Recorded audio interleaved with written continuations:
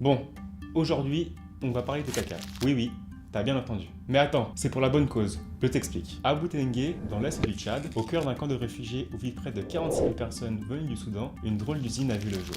Son nom, la Poop Factory. Oui, littéralement, l'usine à caca. Mais derrière ce drôle de nom, il y a un vrai défi. Parce qu'avec près de 1100 latrines installées par nos équipes, faut bien gérer ce qu'il en sort. C'est vraiment un gros tas de merde.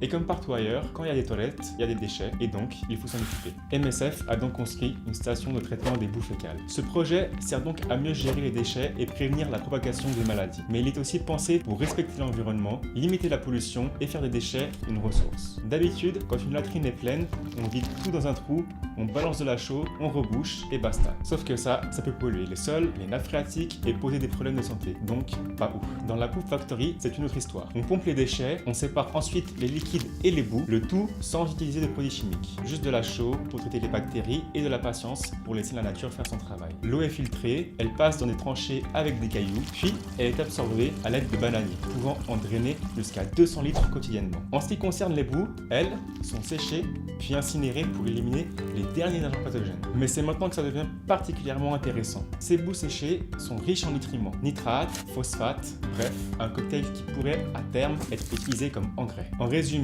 du caca qui servirait d'engrais pour les plantes. Alors oui, la Poop Factory ça fait sourire, mais c'est surtout une solution brillante, sanitaire et écologique adaptée aux crises humanitaires.